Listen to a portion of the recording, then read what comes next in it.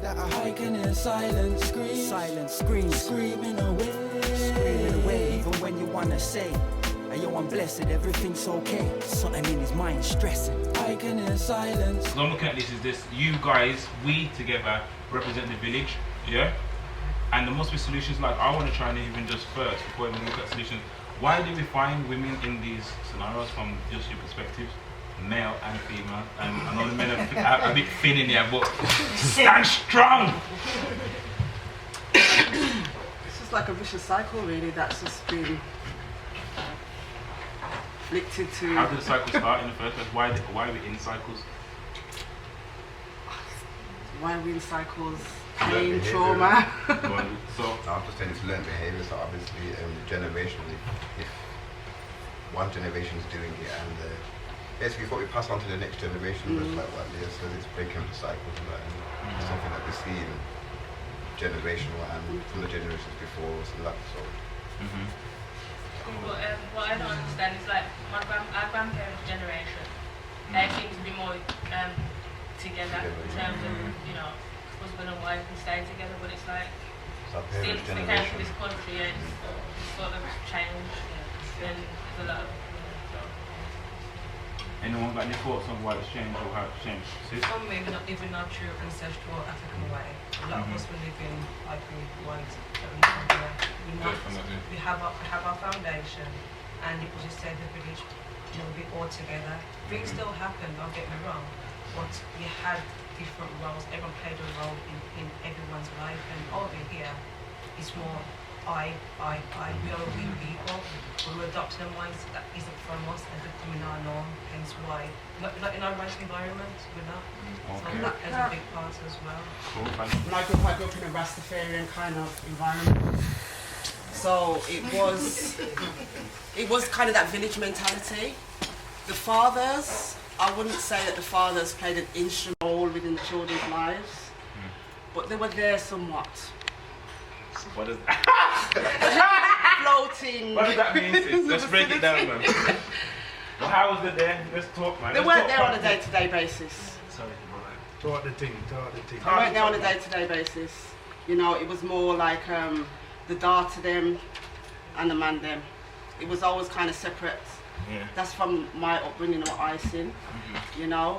So, if right then, let's look at the Rast thing, because I'm very passionate and it's interesting because that's a song that, you know, like, here comes trouble, here comes the danger. Soldiers for Selassie Army! And, you know, Chronics at the moment is just, sure, but that's another story. You can see the joy in it, because I feel like he's just saying certain things that just speak to me right now. They see me smile, but they don't know how I feel inside. But going back to what you were saying,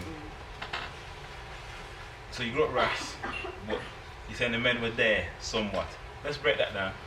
What does that mean? The men were there doing their men things. What's the man thing, please? We have to talk it really. What it looked like to me. What it looked like to me. Yeah, from your perspective. Okay, from my perspective, the men didn't really see their role as to be raising the children on a day-to-day basis. Okay. It was more of, that's my woman over there, those are my children, but also that woman over there, she's my woman too, and them are my kids as well. Do you know what I mean?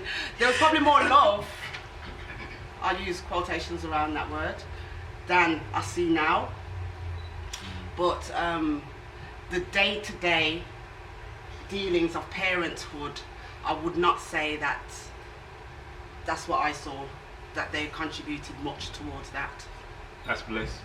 It's like I wouldn't say the men was mentally involved with their children. They were just there as a presence, like every now and again. Yes. It wasn't mentally like involved, like really wanted to know what their child's up to or doing, or even trying to teach them something. You know what I mean? Just on a basic level, basically. Okay. Like my dad's there, he's just there, and Yeah. like that's it.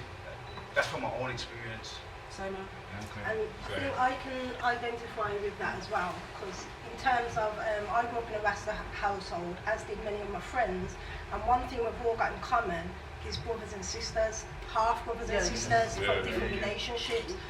But like, you know, we all knew each other, so we've grown and we all know. That's one, we did know each other, Yeah. but that's some kind of saving grace to the situation. Like, I kind of knew, oh, that's my brother over there, and type of thing, do you know what I mean? But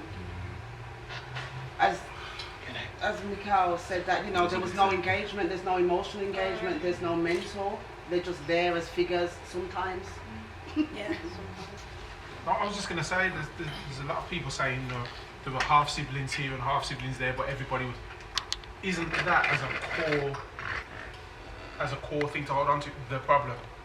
That we're accepting of that even now, and if that's what men are continuing to do that their parents did, then you're still going to grow up in broken homes with children without parents giving them what Meek said they should have. The person they're playing with them being, isn't that where the problem lies? Interesting.